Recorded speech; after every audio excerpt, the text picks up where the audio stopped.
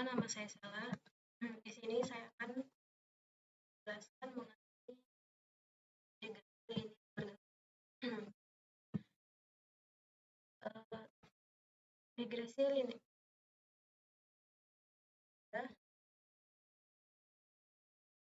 digunakan ketika ada hubungan antara satu variabel dependen bergantung dan atau lebih variabel independen bebas.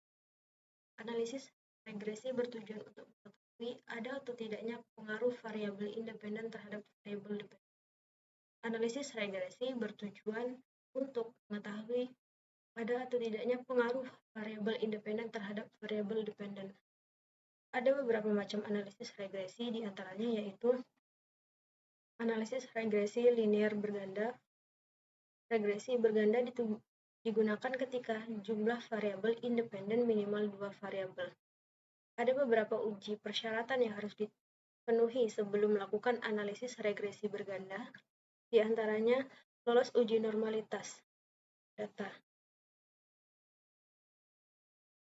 Dasar pengujian keputusan, uji T, jika nilai signifikansi kurang dari 0,05 atau T hitung kurang dari T tabel, maka terdapat pengaruh variabel X terhadap variabel Y.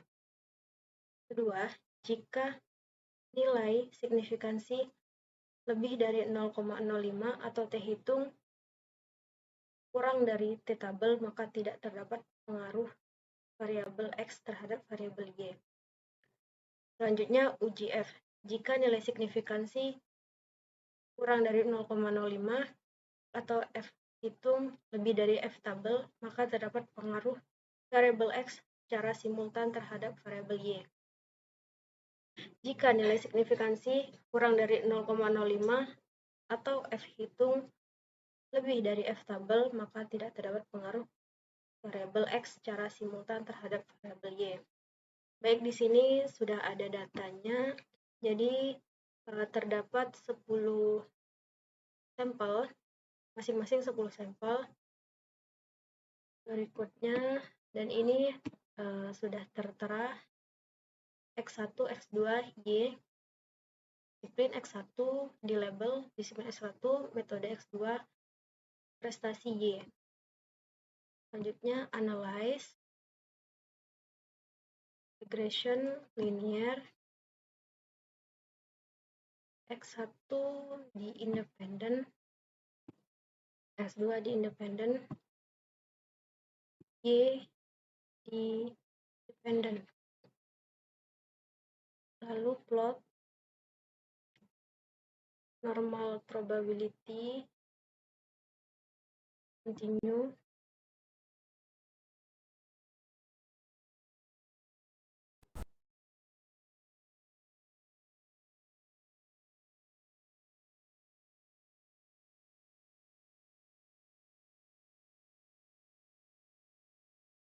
di sini pada variabel model summary, di mana nilai R ini adalah 0,945, menunjukkan hubungan yang sangat kuat antara variabel independen atau penerapan disiplin dan metode penugasan dengan variabel dependen atau prestasi belajar. Nilai R square ini 0,892, artinya 89,2%. Variasi dalam prestasi belajar dapat dijelaskan oleh variabel penerapan disiplin dan metode penugasan secara bersama-sama. Misalnya 10,8% dijelaskan oleh faktor lain di luar model. Kedua yaitu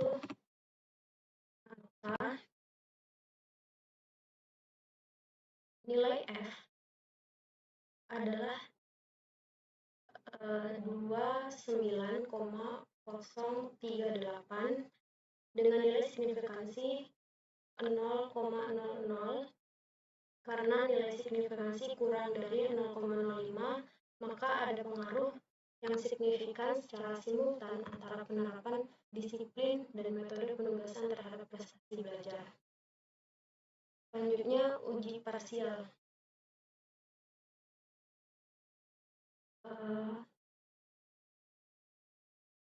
Penerapan disiplin X1, koefisien regresi B ini sama dengan 1,00. Artinya, setiap peningkatan 1 unit pada penerapan disiplin akan meningkatkan prestasi belajar sebesar 1,000 unit dengan asumsi variabel lain tetap. Nilai signifikansi 0,001 atau kurang dari 0,05 sehingga pengaruh penilaian disiplin terhadap prestasi belajar signifikan. Metode penugasan X2, koefisien regresi B 0,196 unit dengan asumsi variabel lain tetap. Nilai signifikansi 0,518 atau lebih dari 0,05 sehingga pengaruh metode penugasan terhadap prestasi belajar tidak signifikan.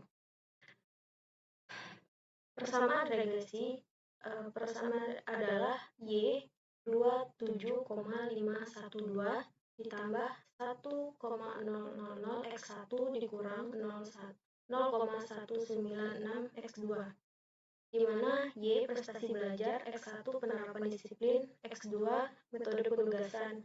Jadi kesimpulannya, secara simultan, penerapan disiplin dan metode penugasan berpengaruh signifikan terhadap prestasi belajar, atau signifikansi 0,000 kurang dari 0,05. Secara parsial, penerapan disiplin X1 memiliki pengaruh signifikan terhadap prestasi belajar, signifikansi 0,001 atau kurang dari 0,05. Metode penugasan X2 tidak memiliki pengaruh signifikan terhadap prestasi belajar, atau signifikansi 0,518 lebih dari 0,05. Metode regresi ini menjelaskan 89,2% variabel dalam prestasi belajar. Untuk normalitas datanya dapat kita lihat bahwasanya titik-titik ini berada dekat pada garis miring. Jadi dapat kita simpulkan bahwasanya data yang kita dapatkan itu data normal. Baik, sekian, terima kasih. Assalamualaikum warahmatullahi wabarakatuh.